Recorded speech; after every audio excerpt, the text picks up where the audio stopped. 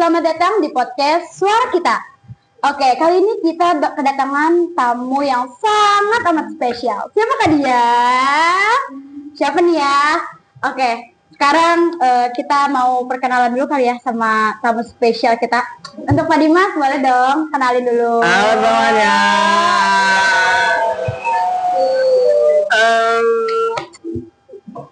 Perkenalkan semuanya, sore nih siang-siang datang ke sini ya, kayaknya juga lumayan jauh, minum sebentar deh.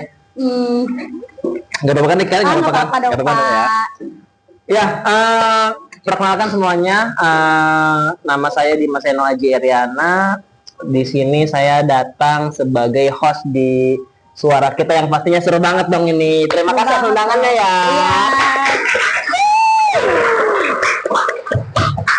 Oke, langsung aja kali ya Pak ya.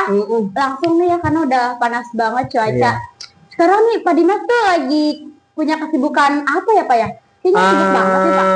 Kesibukan Pak Dimas lumayan ya Niki ya, karena memang usia muda kita lagi harus bisa-bisanya untuk cari peluang kayak gitu. Karena semakin lama kita akan kejar-kejaran dengan umur, termasuk Niki kayak gitu. Jadi semakin lama Niki terlena kayak gitu ya, bakal semakin kekejar dengan yang lainnya seperti itu. Tapi ya Pak, gimana sih trik dan tips Pak Dimas nih ya untuk anak muda zaman sekarang nih, buat terutama yang baru lulus ya Pak? Karena kan anak muda zaman sekarang yang baru lulus itu punya pendapat kalau nyari kerjaan di Indonesia nih ya sekarang ini kan susah tuh ya. Gimana sih menurut Pak Dimas tuh? Iya, menurut Pak Dimas ini asumsi Pak Dimas pribadi ya. Menurut Pak Dimas sangat salah sekali kalau orang memiliki asumsi bahwa kerja di Indonesia itu susah. Kenapa bisa Pak Dimas bilang susah? Ternyata memang kitanya sendiri aja yang kurang membuka wawasan kita dengan luas seperti itu. Kurang mau atau enggaknya kan itu tergantung. Betul sekali. Ya, Sesimpel ada yang Pak Dimas tahu itu aplikasi yang apa. Jadi orang hanya disuruh-suruh aja nih, dia hanya disuruh-suruh aja, tetapi suruhannya itu tidak seperti yang ada di aplikasi-aplikasi seperti itu. Jadi dia pernah cerita bahwa dia tuh disuruh untuk ngambil bangkai kucing. Bangkai kucing doang? Dapat uang itu Pak? Dapat uang nih. Wow, keren banget zaman sekarang tuh. Ngambil bangkai kucing, lalu nemenin main futsal, kurang satu orang dia suruh main futsal. Wow, banyak banget ternyata peluang di Indonesia ini. Tapi banyak yang bilang kalau nyari pekerjaan itu susah Pak ya? Susah, karena mungkin ya, asumsi Pak Dimas pribadi, teman-teman yang berpikir mencari di Indonesia itu susah, mungkin mereka melewati pintu yang sama, tetapi nggak coba mengeksplor tempat yang lain. Akhirnya 30 orang ke tempat yang sama, padahal pekerjaan cuma dibuka untuk 2 orang, ya akhirnya ya makin lama seperti itu. Gitu ya Pak ya. Tapi dulu waktu Pak Dimas baru keluar sekolah nih, Pak Dimas itu kemana Pak? Apa Pak Dimas langsung dapat kerjaan kah? Atau langsung punya bisnis yang besar kah? Enggak.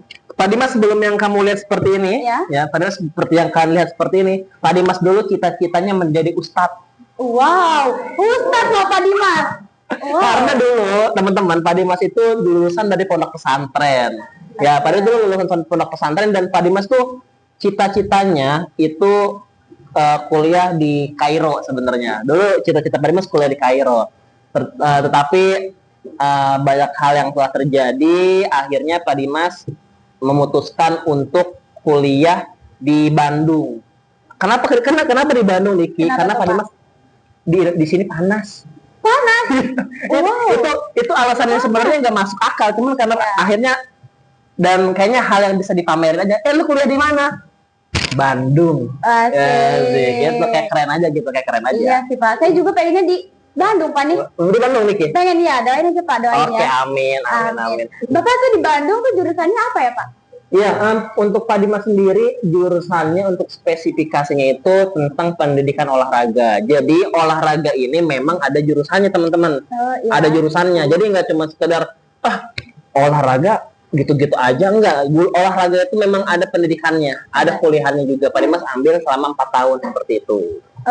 Terus sekarang pekerjaan Pak Dimas ini lagi sibuk-sibuknya tuh di bidang mana nih Pak, yang paling sibuk banget nih menurut Pak Dimas? Untuk kesibukan Pak Dimas sendiri sekarang memang kan aktivitasnya ngajar. Selain mengajar juga, alhamdulillah Pak Dimas sedang mengurus bisnis kecilan-kecilan Pak Dimas lah kayak gitu. Asik. dengar-dengar Pak Dimas kan tadi bilang punya bisnis lain ya Pak ya? Iya, punya bisnis Kira-kira lain. apa sih Pak bisnis Pak Dimas? Boleh dong dikasih tahu ke Ya, jadi teman-teman, siapa tahu kan di sini ada yang mau jadi polisi tidur atau ABRI. Ya, jadi mau jadi polisi, ada jadi TNI. Jadi Pak Dimas di sini memang membuka layanan jasa, yaitu adalah dari les renang seperti itu. Jadi Pak Dimas sedang aktif banget di les renang kayak gitu. Asik, itu ya. Buat teman-teman semua yang mau les renang, jangan lupa di Pak Dimas. Jangan lupa ya. Tenang Oke. aja. Sekarang lanjut lagi ya Pak ya. Oke, kita lanjut lagi. Gimana nih cara Pak Dimas ngebagi waktu antara bisnis Pak Dimas, pekerjaan Pak Dimas, dan seorang ayah dan suami yang baik untuk keluarga Pak Dimas tuh kira-kira gimana cara bagi waktunya tuh ya? Kalau dibilang membagi waktu itu susah gampang sih nih. Susah gampang karena apalagi Pak Dimas sudah berkeluarga ya. Tapi untuk pastinya setiap pagi karena memang itu sudah kewajiban Pak Dimas, ya Pak Dimas selalu mengajar. Lalu siang sampai ke sore hari Pak Dimas mengurus bisnis Pak Dimas itu di les renang. Malamnya baru ada di malam Pak Dimas waktu untuk keluarga family time seperti itu. Baru di malam aja. Jadi memang padat banget dari pagi, siang sampai malam seperti itu. Terus kalau misalkan Pak Dimas lagi capek, terus lagi boring sama kerjaan, terus ada masalah, tuh cara Pak Dimas ngatasin masalahnya tuh kayak gimana ya Pak?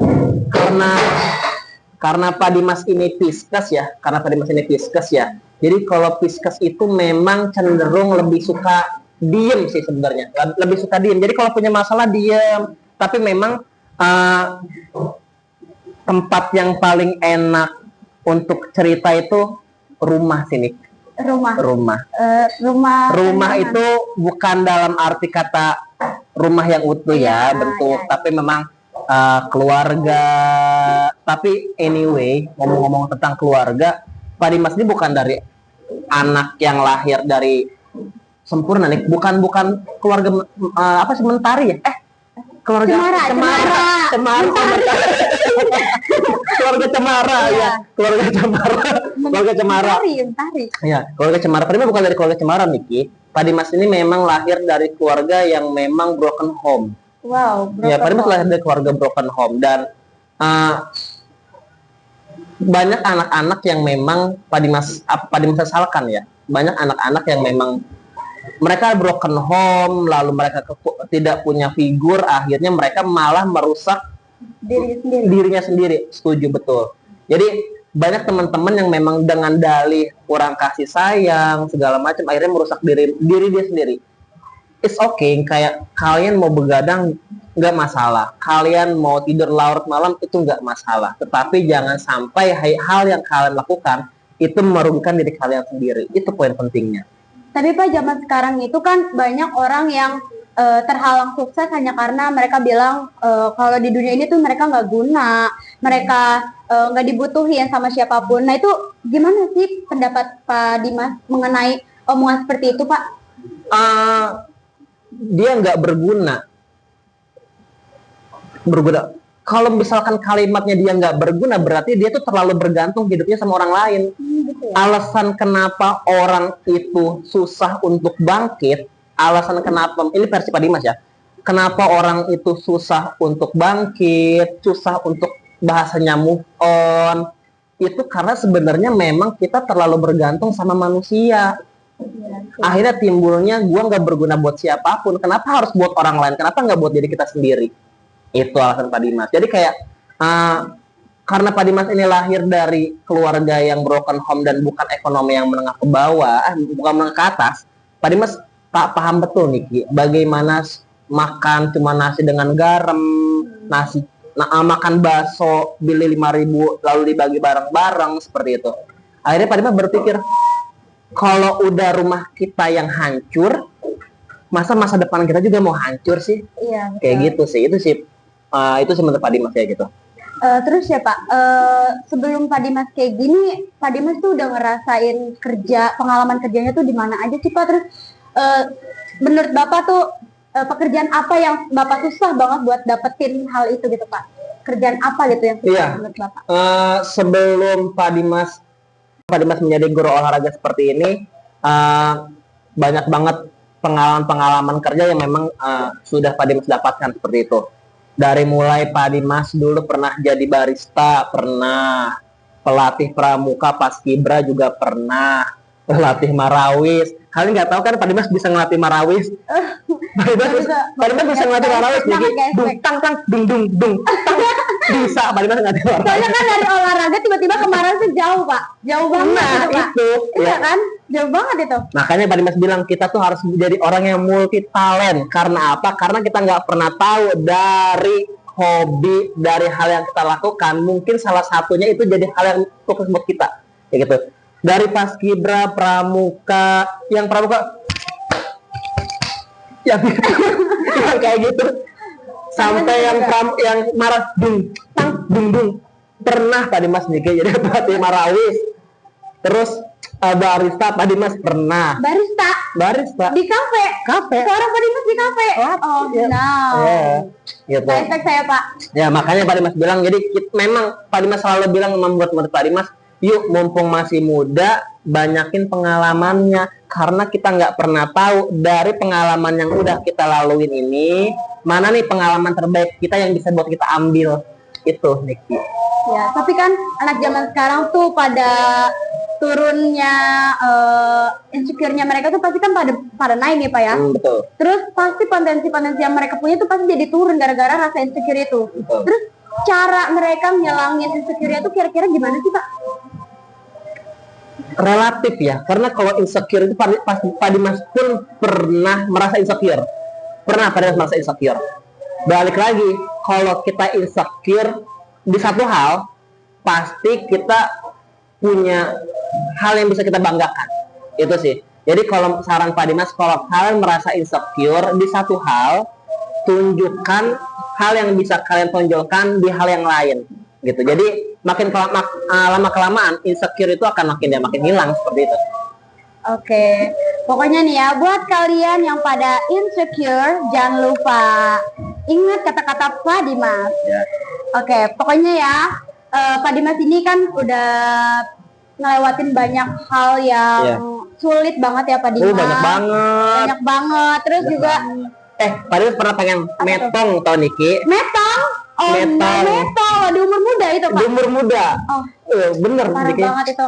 Tapi itu Pak Dimas sampai sekarang masih suka nyesel gak sih Pak? Pernah mikir kayak gitu padahal Pak Dimas di masa depan tuh bisa sehebat ini dan sekeren ini loh Pak Dimas.